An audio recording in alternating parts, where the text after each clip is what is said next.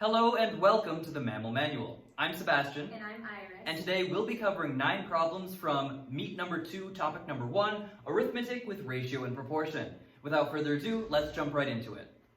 Before we jump into solving any problems, I'd like to briefly explain the difference between a ratio and a proportion.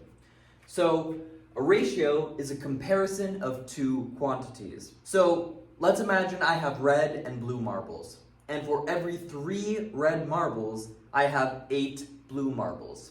That's a ratio. It's a comparison between two quantities. So I could write that as, for every 3 red, I have 8 blue, and we can express that with a colon, or I can express it as a fraction, where I say, for every 3 red marbles, I have 8 blue marbles.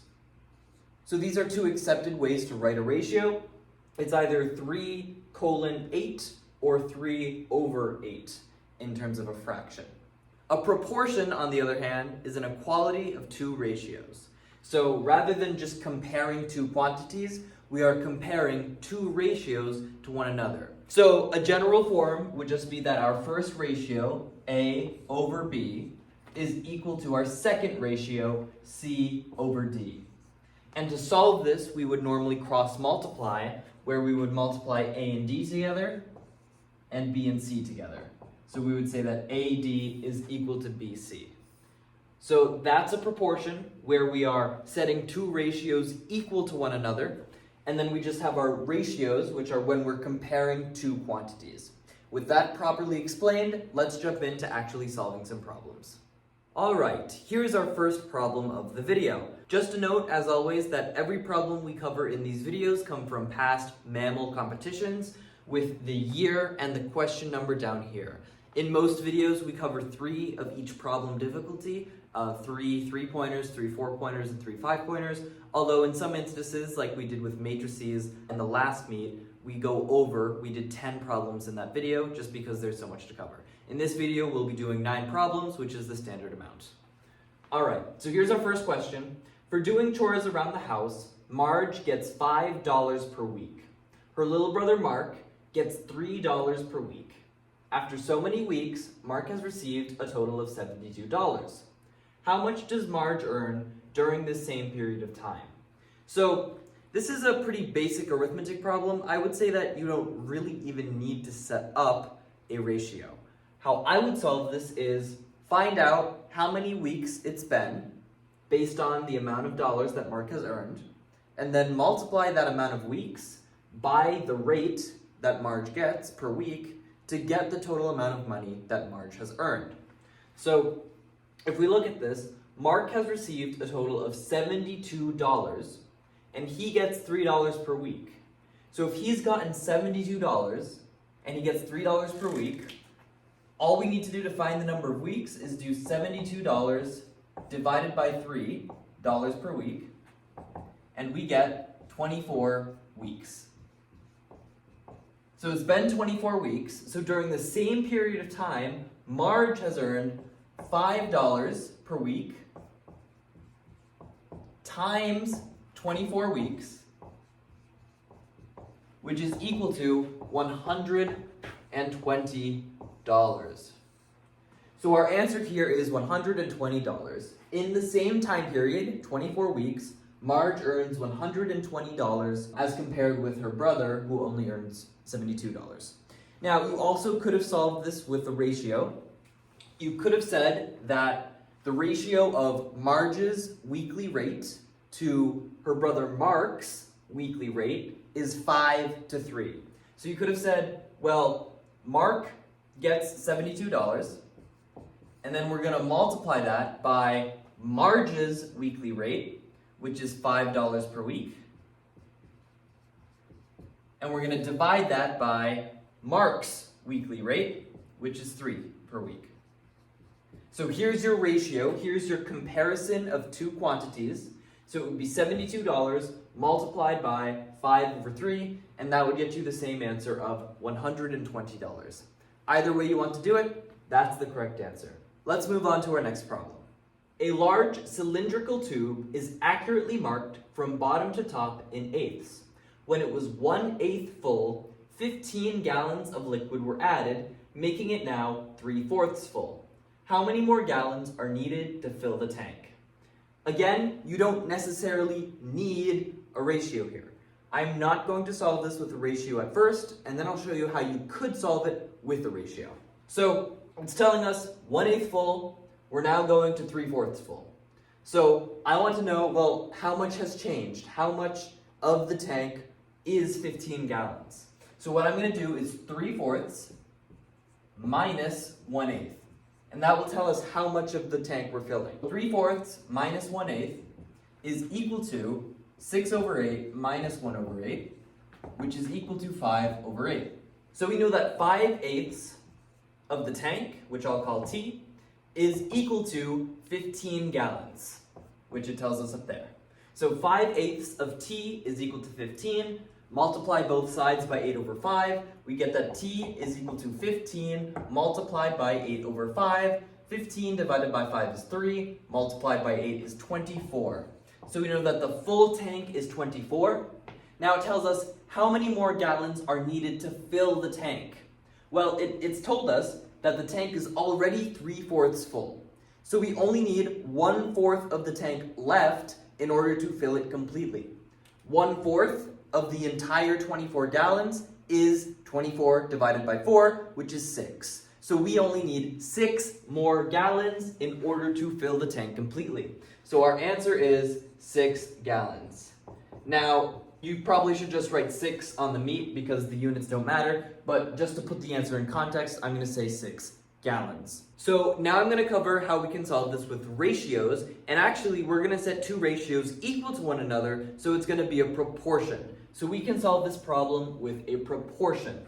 If we think about the tank in terms of parts, so we have our tank up here. I'll just represent it as kind of a loosely cylindrical thing.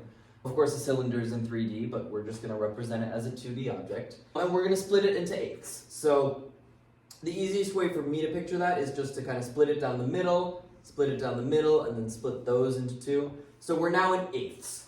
So it told us that from 1/8 full to 3/4 full is 15 gallons. So it was 1/8 full, and then we got to 3/4 full, which means that we filled it all the way up to here, and that was 15 gallons. So these 5 parts, 1, 2, 3, 4, 5, are 15 gallons. To fill it up to the top, we only need 2 more parts. So we can make the ratio that 5 parts to 15 gallons is equal to 2 parts to X amount of gallons. And X is what we're solving for. So to do this, we can cross multiply. So I would say that 5X is equal to 30, and therefore X is equal to 6. So this would be how we use a proportion to solve it. Either way, you still get that the answer is 6 gallons. So again, some of these more basic problems, we don't need to use fractions or ratios or proportions. We can just logic them out. But as we get on to harder problems, we're certainly going to want to set them up as ratios and proportions. So it's good to get this practice in now so that we feel comfortable with that for the harder problems. Alright, with that out of the way, let's move on to our next problem.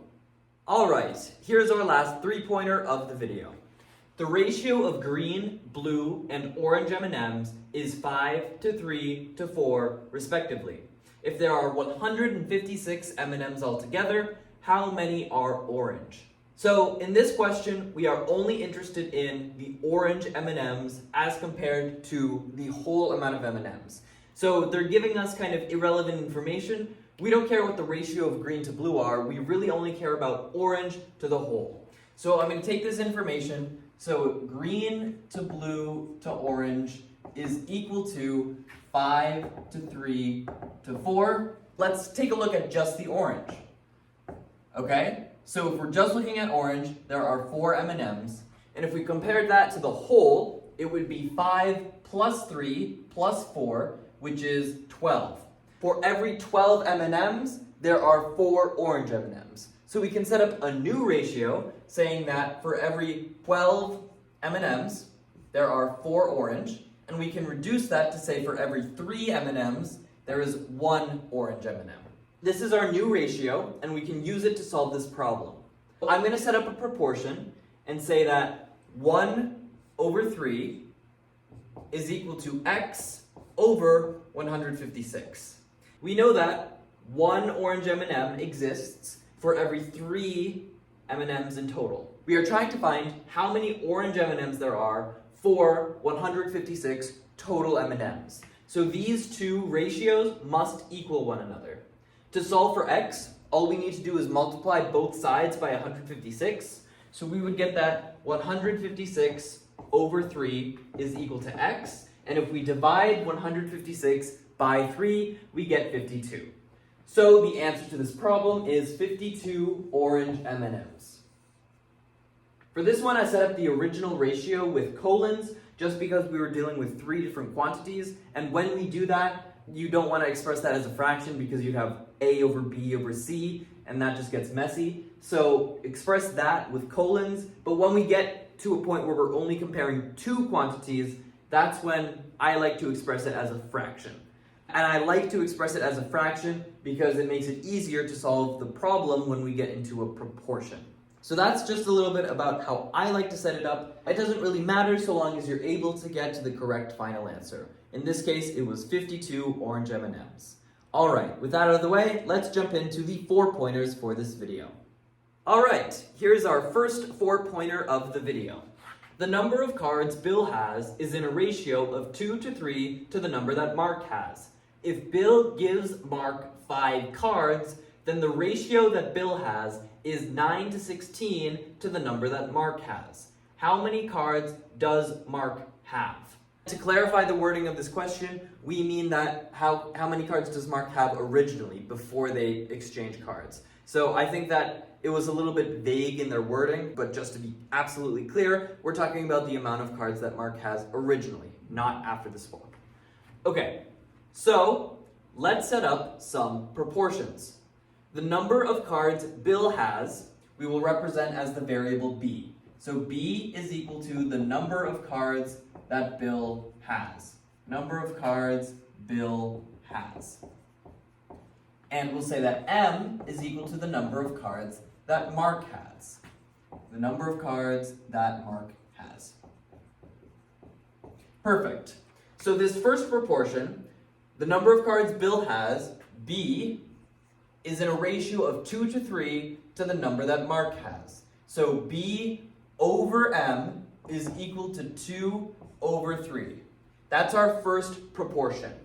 Our second proportion will be with the change. If Bill gives Mark 5 cards.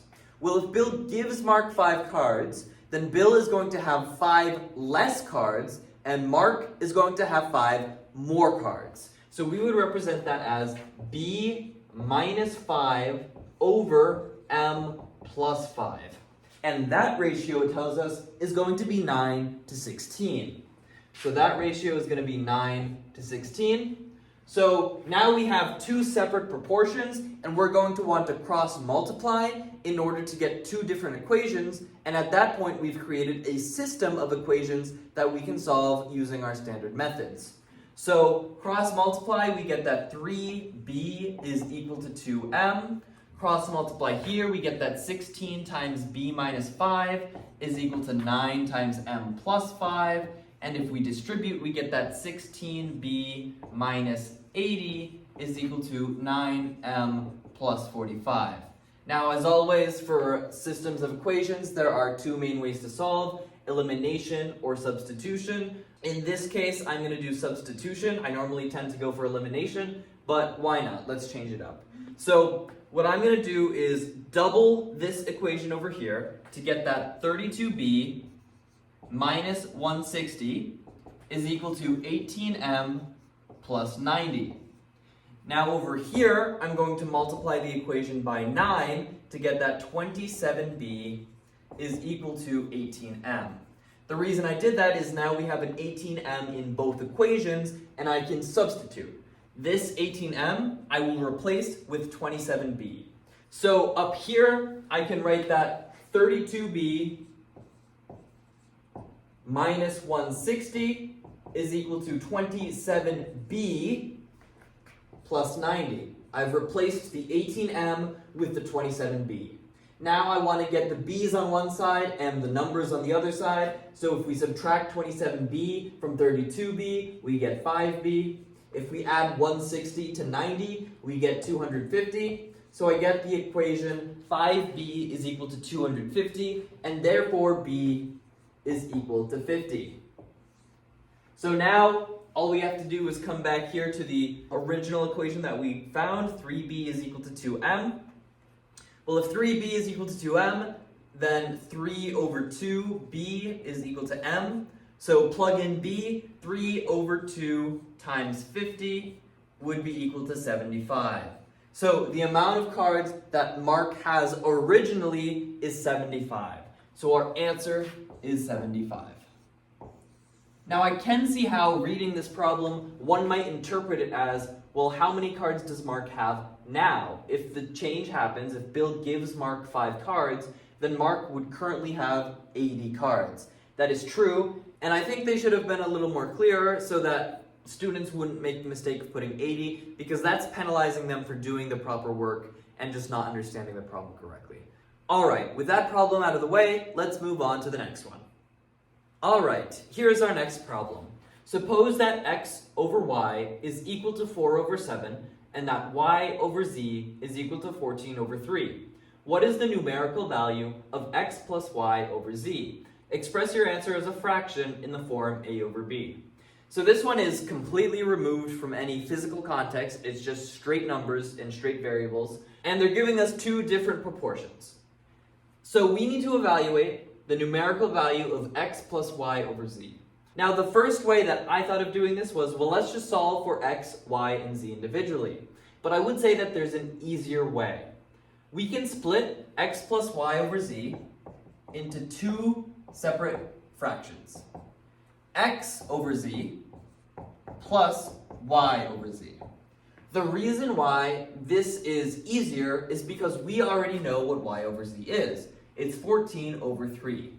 All we need to do is solve for x over z, and that's easy. We can say that x over z is equal to x over y multiplied by y over z, because the y's will cancel out, leaving x divided by z. We already know what x over y is. It's 4 over 7. We already know what y over z is. It's 14 over 3.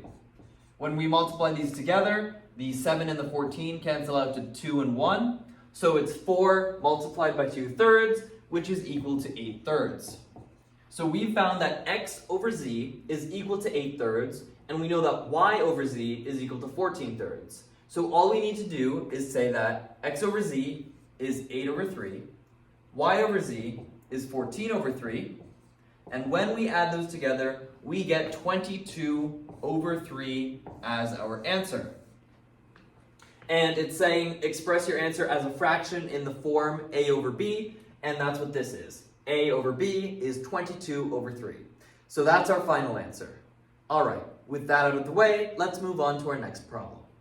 Alright, here's our third and final 4-pointer of the video. The average age of a group consisting of doctors and lawyers is 40 years exactly. If the average of the doctors' ages is 35 years exactly, and that of the lawyers is 50 years exactly, find the ratio of the number of doctors to the number of lawyers. And this was a typo in the problem. They said the number of doctors. It was just a small typo. What I'm going to want to do is set up a proportion based on how we calculate average. So this one is weird conceptually. I could just tell you the equation and roll with it, but I want to really think about why this works. So we have to think about, how do we calculate average? If we had 10 people in a room and we want to calculate their average age, we're going to take each one of their ages and add it up and then divide it by 10, because that's the number of people in the room. So to find average, we sum all of their ages, divide by the number of people there. So that's what we want to do in this problem. First, we need to assign some variables just to be able to solve this algebraically. So I'm going to say that D is equal to the number of doctors, and that L is equal to the number of lawyers. This will help us solve the problem algebraically. Now first, we need to think about, well, what is the total combined age? We don't know how many doctors there are, we don't know how many lawyers there are, that's why we have the variables. So how would we find their total age? Well, it's telling us that the average of the doctors' ages is 35 years exactly. So if there were 2 doctors, their combined age would be 70 because their average age is 35, so we multiply that by 2 to get 70. So to find the total combined age of the doctors, we're going to multiply 35 by the number of doctors there, which is equal to D. So the combined age of the doctors is 35D. Similarly, the combined age of the lawyers would be 50L. Because if there are 4 lawyers there, their total combined age would be 200 because their average age is 50. So their total combined age is 50L. And we're going to add that to the 35D because we're trying to find the total combined age of everyone in the room. 35D plus 50L is the combined age, and to calculate average, we're going to divide it by the number of people in the room.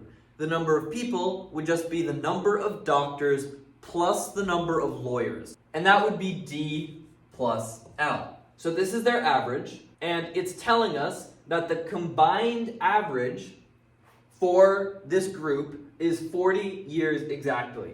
So we would say that 35D plus 50L over D plus L is equal to 40. Now to solve this, we can multiply D plus L to both sides. So we would get that 35D plus 50L is equal to 40D plus 40L. Now before I isolate the variables, I want to make sure we know what we're solving for. It's asking us, find the ratio of the number of doctors to the number of lawyers. Number of doctors over the number of lawyers would be our ratio. So we're solving for D over L. So that's what we're looking for. Let's get the D's to one side and the L's to the other side. So if we subtract both sides by 40L, we would get 10L. If we subtract both sides by 35D, we would get 5D. So we get that 10L is equal to 5D, and now we need to solve for D over L. Divide both sides by L, we get that 10 is equal to 5 multiplied by D divided by L. And now we would need to divide both sides by 5 to get D over L by itself. So divide both sides by 5, we get that 2 is equal to D over L. Now we need to be very careful here. It's asking us find the ratio of the number of doctors to the number of lawyers. 2 is not a ratio. As I defined in the very beginning of this video, a ratio is a comparison between 2 quantities. So you can't say that the answer is 2, but you can say that the answer is 2 over 1. This means that for every 2 doctors, there is 1 lawyer. So that's what this answer means, 2 over 1. If you get a ratio as an answer that has 1 in the denominator, do not simplify it. Keep the 1. Because again, as I said, a ratio is a comparison between 2 values. Alright, with that problem out of the way, let's move on to the 3 pointers of this video. If A over B is equal to 8 over 9, A over C is equal to 4 over 15, and A over D is equal to 2 over 3, find BD over AC. We could try to solve for A, B, C, and D individually, try to find their numerical quantities, and then calculate that. However, again, there's going to be an easier way. What we can do is split up BD over AC into multiple fractions. So we can say that BD over AC is equal to B over A multiplied by D over C. Now, we already know what B over A is. If we know that A over B is equal to 8 over 9, then B over A must be 9 over 8. So we already know what that is. Now we need to calculate D over C, and that will be pretty easy. We know that A over C is equal to 4 over 15. To get D in the numerator, what we're going to have to do is swap A over D to D over A.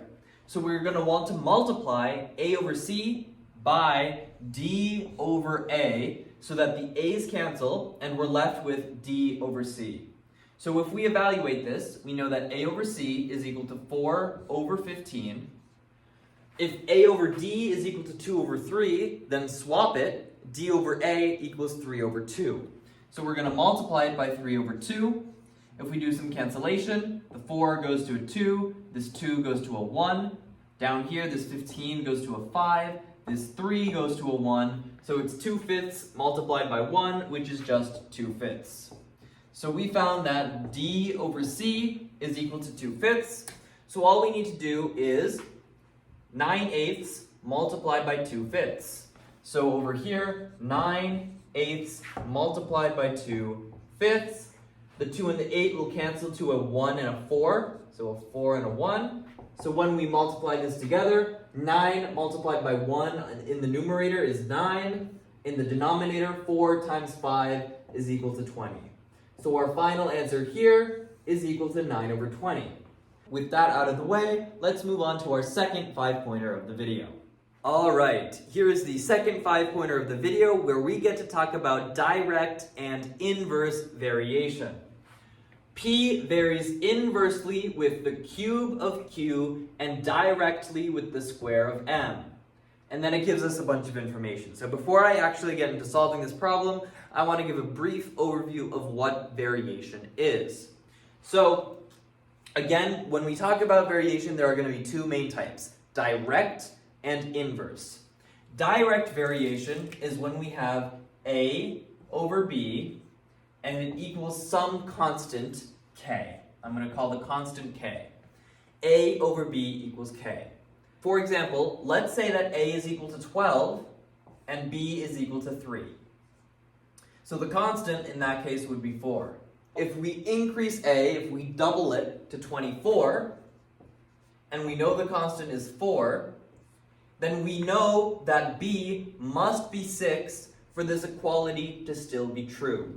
So the point is, in direct variation, when you multiply the numerator by a constant, you must multiply the denominator by the same constant. So if we have 12 divided by 3, and you multiply the top by 2 to get 24, you also need to multiply the denominator by 2 to get 6. So direct variation, when one of the variables is multiplied, the other one must be multiplied by the same amount. Direct variation is a over b. Inverse variation then is going to be when a multiplied by b is equal to k. For example, if we said that a is 4 and b is 9, then the constant would be 36. Now, if we multiply a by 3 to get 12, and the constant is still 36 because that doesn't change, then that 9 would have to decrease to a 3 in order for the equality to still be true. So when we multiply a by 3, we're going to have to divide b by 3 for the equality to still be true. That's why it's an inverse relationship. When we multiply one, we're going to have to divide the other. So, just as a recap, direct variation is a over b equals a constant. Inverse variation is when a times b equals a constant. Now we have the knowledge needed to solve this problem. So the problem tells us that p varies inversely with the cube of q and directly with the square of m.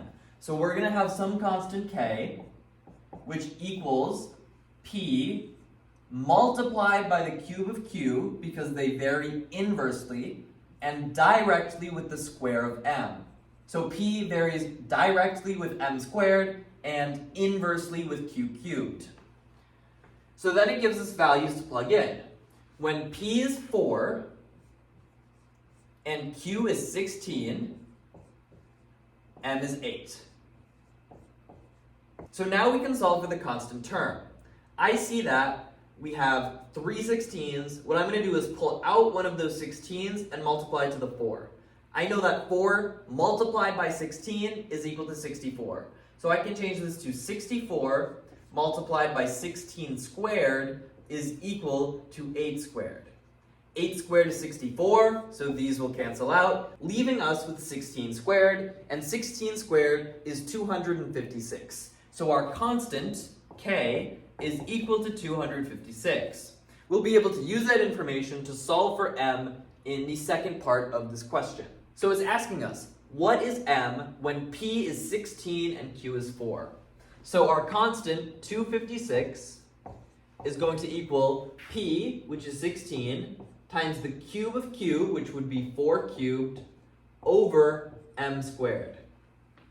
Now, a neat trick here is if we have something in the denominator here and we're setting it equal, we can just swap those two values and it will still be a true statement. So let's do that. Swapping those two values, we get that m squared is equal to 16 times 4 cubed over 256. Now, I know that 4 squared is equal to 16, so I can say that this is going to be 16 times 4 over 256. We've already established that 16 squared is 256, so this will cancel, leaving us with 4. So we get that m squared is equal to 4. Now, if the problem didn't specify that p, q, and m are each greater than 0, we could say that m could be 2 or negative 2. But because it's telling us they all have to be greater than 0, we know that m only has one valid answer, and that is 2. So our final answer to this problem is 2. Now, the most important thing to take away from this problem is what variation is. Direct variation, a divided by b, is equal to a constant. Inverse variation, a times b, is equal to a constant. Alright, with that out of the way, let's move on to our 9th and final problem of this video. Alright, and I saved the hardest problem for last. Of course, this was from 2014, so I didn't do this in competition, but when I saw this the first time, I can tell you that I did not get it right.